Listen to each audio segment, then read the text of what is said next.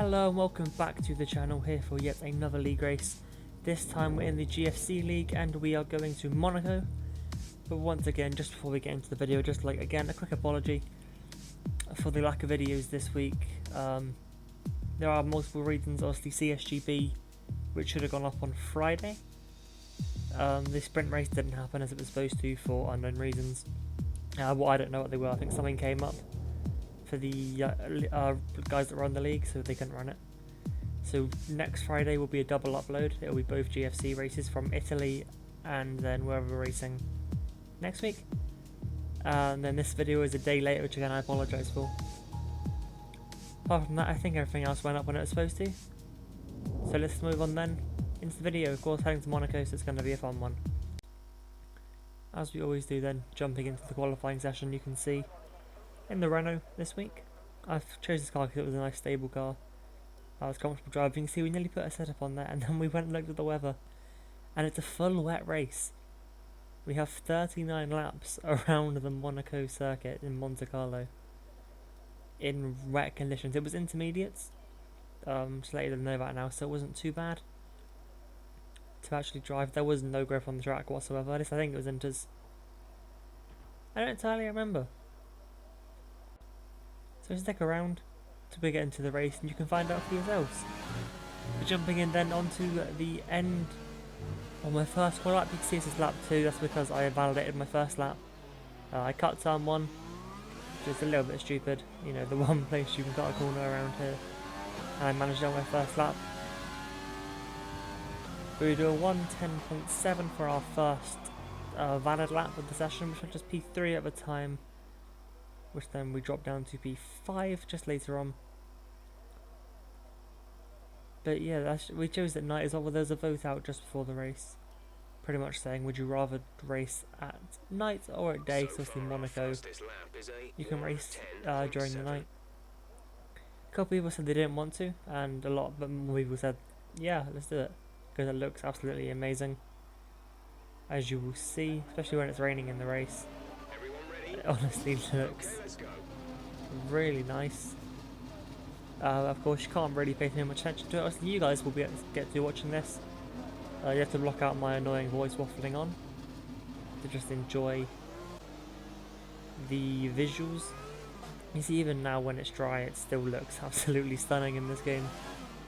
It's the one thing I think Cody's have got right in recent games is the graphics. Running up then to start our final lap of the session, you can see sitting in P7 at the moment. You can see through turn 1, turning too early, so I had to open up the steering mid-corner, which was absolutely terrifying, because there is a wall to meet you if you run too wide. Running up over the hill, I felt it was alright. I think possibly could have done a little bit better. So we head down through Mirabeau and into the hairpin. I just want to call it the hairpin, I reckon. I don't actually know what the official name is at the moment. It's had quite a few if I can remember correctly. 40 as well was quite nice. I got a really good line through the second part of it. You'll notice there's no delta on the screen now. I turned that off. I don't know if it's for this race or if it's a couple of races ago. I don't really remember when I did that. I think it might have been for USA in PSGL. I turn my delta off just as it's mainly a distraction. If I see I'm green on the delta, it distracts me. If I see I'm red, I overdrive the car and then I normally crash. So I'm going to race that off from now on. The kind of the line then at the end of the lap, it puts us back up into P5. Purple sector 2 as well. Just in case you missed it at the start, we were using a wet setup during that time. You see a couple drivers getting grid penalties, obviously Monaco qualifying. You can kind of expect that. But we'll move forward onto the race in just a few moments, and I can very much just tell you now, stick around for this one. This race was possibly one of definitely the most difficult race I've ever driven. I know I've said that quite a few times, but this race 100% was the hardest race for sure I've ever driven in a league race. So yeah, do stick around. Leave a like on the video if you enjoy as well. Subscribe to the channel, helps me out massively. As you wait for the 5 red lights then, and we are underway here for the Monaco Grand Prix. This is, I think, the 7th round in the GFC League, which of course I run myself with Hindle and Pro Mayhem. Will Anderson has left the league, but I won't get into those reasons. You can see running up the hill on the first lap, me and Noah side by side the entire time. I got a slightly better start than him.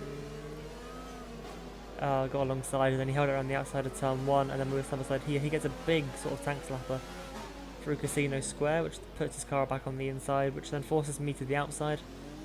So Keza gets up alongside me, which was really annoying, I won't lie. And you know, I think I pushed him into the wall there, nothing I could do about it. But then again, really good move from them on their debut as well in the league. So showing what they're capable of in the wet conditions here. See Pro Mayhem retired from the session, and we get a safety car on lap 1, kind of expected. I will just mention now, ghosting was off, which got a little bit of hate. All the issues have been resolved though, so there was nothing going on. Replay of the start, you can just see all the cars just wheel spinning everywhere. Nobody has grip at all. You come through turn 1, there wasn't Alfa Romeo in all, I completely missed that first time around. See, I think we've decided next time we come here to Monaco, ghosting will be off. Oh no, ghosting will be on, sorry. Pretty much. Well, if it's just in case it rains again, because this was honestly horrible. A lot of guys, I believe, just hit cars that were stationary, just unseen. Of course, the spray made it even harder to see. You can see we're down to 17 now, so we've lost 3 cars already from this race. I do believe 2 of them crashed under the safety car. I think. I'm not too sure. I think we started with 20 anyway.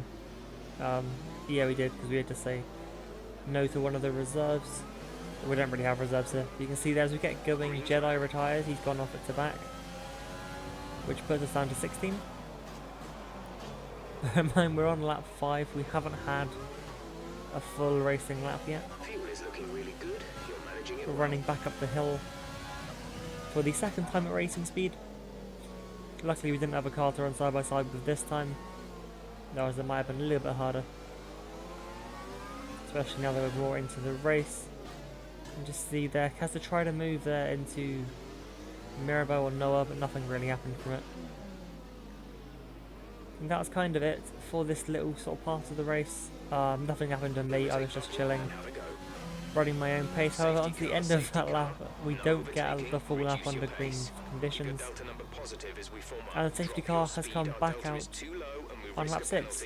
It came in at the end of lap 4. Now jumping on to lap 9. We're in 4th run. Zeus came into the pits and Keza came into the pits, which promoted us 2 positions. So now we're back right behind Noah. You can see Chelsea leading, of course, championship leader coming into this race.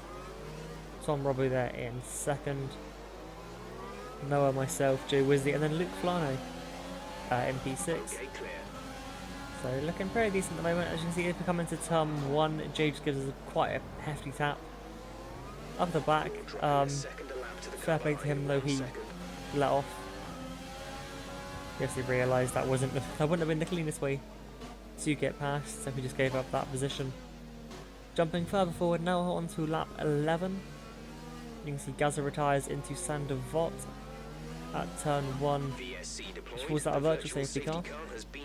I did think at the time that would have been a full-on safety car, just because this game hates us. But just a virtual one this time around, to make it the 3rd full course caution in 11 laps, or 10 and a half. But you can see Noah hits the wall there. A little bit careless driving under the VSC. Not really any excuses to get penalties or pick up damage when you physically can't run at a competitive pace. So I don't think I've ever had a problem with it. You can see he then cuts the chicane as well, so maybe not thinking properly, or what's what I was trying to think of. Just that could have been the damage, to be honest, that just caught him out there into the braking zone. You can see Harley's been disqualified. Now I heard from him after the chat, or after the race, sorry, and he said that was for too many penalties. Apparently under safety car, we were fine up here at the front end, as Noah goes into the pits, but behind us, so kind of outside the top 10, everyone was getting penalties under safety cars. Everyone, apparently it's like bumper cars. But now into the new chicane on lap 13. We have the third safety car of the race. You can see Brady is out of the race. Coming to the pits at the end of that lap as well, you can see there are 10 cars left in this session. And if you bear in mind, we're on lap 13 here, of 39, and we've really lost half of the field. It's not looking the best, to be completely honest. Michelle, he just about gets out ahead of the pits, ahead of Dan. Ronzis now takes the lead. Of course, he pitted under the last safety car, back on lap 6. So he didn't have to really worry about this one. He managed to regain the lead, which puts us back down into P4. But it's not too bad, to be completely honest. And you can see Jay Wizzy retiring from the session under safety car. Look at the map, you can see he went off at Casino Square. So he hit the outside wall. Just a bit of a lack of grip. On to lap 16 though, and we're getting ready to go. You can see here everyone's being fairly respectful of the cars in front. Dan runs a little bit wide there through Braskas. Got corners. As we come out of Anthony Knowles, you might see there is the Alfa Romeo into the wall. Cheryl Watty actually lit up the rear tyres coming out of Anthony Knowles, so the final corner, turn 19. As we do the same there, and he actually did hit the wall, broke his wing in the process of it. That put Tom back up into P2. Jumping a bit further forward now onto lap 20, you can see we're caught right behind Dan, who pulls into the pit lane. I say Dan Chilwatty. I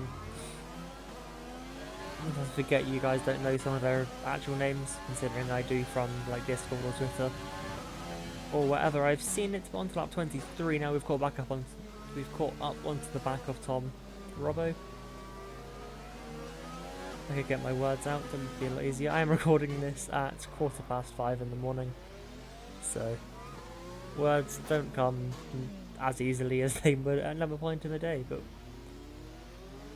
do my best. Obviously I wanted to get this done at this point, just because this video should have been up yesterday. And now he's down into the new chicane, lap 24, possibly the scariest point of the race, or one of them. Coming around there, fair play to it. I think it was Geordie in that racing point that spun it. He didn't move after spinning and stayed nicely out of the way. But now onto lap 20, onto the end of lap 27, Tom pulls back into the pit lane for his second stop. Now onto lap 33, we are gaining rapidly on Ronzus. The gap I think was about 12-13 seconds. He picked up wing damage at, I think, lap 31, 32. And we gain like 4 or 5 seconds back very quickly, which forced him to pit. Of course, he has been on those tyres since lap 6. Myself, of course, lap 13 for these ones.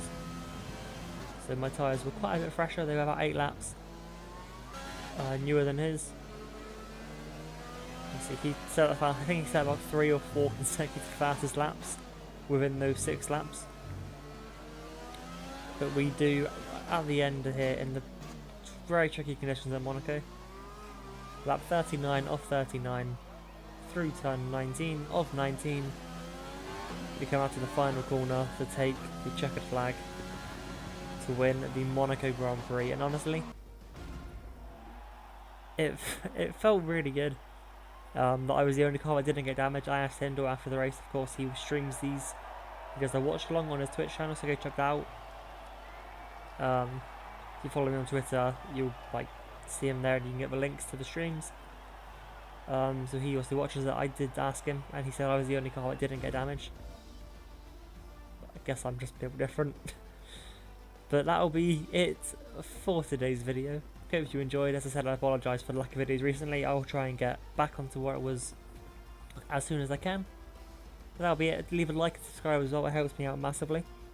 Of course, only if you enjoyed it. If you didn't enjoy it, you don't have to. Of course, it is free to subscribe, and you can always change your mind later on. But that'll be it for today. Hope you enjoyed, and we'll catch you tomorrow for the next one.